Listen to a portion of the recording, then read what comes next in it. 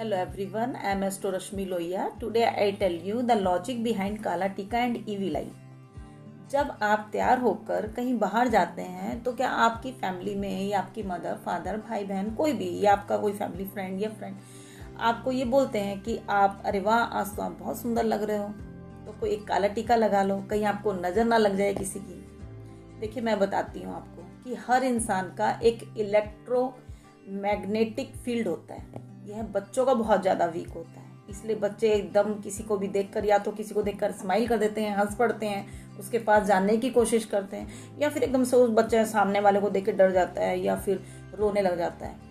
ठीक है, तो that is because of the aura of other person. तो हमारे बड़े बुजुर्ग बच्चों को बड़ा सा काला टीका लगा देते थे, हाथों पर, पैरों पर, माथे पर, गालों पर, कान के पीछे, पैरों के तलवों पर। तो ये वैसे ही काम करता है जैसे आज के टाइम में ईवी लाई पहनकर हम लोग काम करते हैं। जब हमारा किसी से आई कांटेक्ट होता है तो हमारी 80% एनर्जी आंखों से जाती है। जब आप किसी को देखते हो तो एक आई कनेक्शन बनता है। अगर कोई आपके साथ जेलसी की भावना से आपको कोई आई कांटेक्ट कर रहा है, आपको देख रहा है, so we speak the aura drainage. इसलिए बड़े बुजुर्ग छोटे बच्चों को बड़ा सा काला टीका लगा देते थे, ताकि जब भी वो सामने वाला बच्चे के चेहरे को देखे तो वो सामने वाले की जो नज़र अट्रैक्ट होती है वो बस टीके पे जाकर रुक जाए। और जब बच्चे का वो चेहरा धोते थे तो उस बच्चे की नेगेटिविटी भी धुल जाती थी। That was the logic behind it, how to protect yourself from the negativity of people. आज की जनरेशन नज़रों से अपने आप को बचाने के लिए, प्रोटेक्ट करने के लिए ईविल आई ब्रेसलेट या ब्लैक पर्ल ब्रेसलेट या फिर काला धागा हाथ में पहनकर या पैर में पहन लेते हैं, ताकि सामने वाले से अपने आप को प्रोटेक्ट करें, ताकि सामने वाले की बुरी नज़र हमें ना लग जाए। तो सामने वाले पर्सन की बुरी उस धागे पर या उस ब्रेसलेट पर जाए और उसकी नेगेटिविटी वहीं अटक जाती है।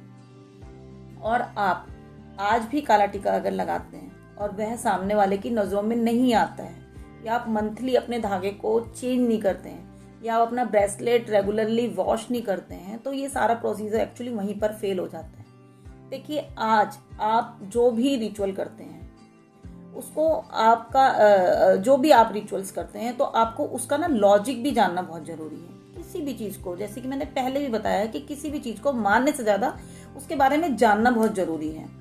पहले के ज़माने में बड़े बुजुर्ग यह सब करते थे, फिर बाहर की कंट्री से लोग हमारे देश में आए और उन लोगों ने इन सब रिचुअल्स को, हमारे कल्चर को एक वहम बताते हुए इन सब चीज़ों को वॉश आउट कर दिया, और जिसकी वजह से हम लोग भी अपने इस ही कल्चर को, रिचुअल्स को सुपरस्टिशन वहम मानने लग गए। देखिए मानना और ना मानना ये तो आपके ऊपर है, बिकॉज यह कुछ ऐसे तत्व होते हैं जिन्हें जानना भी बहुत ज़रूरी होता है, जिनके बारे में मैं आपको एक्सप्लेन करती रहूँगी कि किस चीज़ के पीछे क्या लॉजिक होते हैं।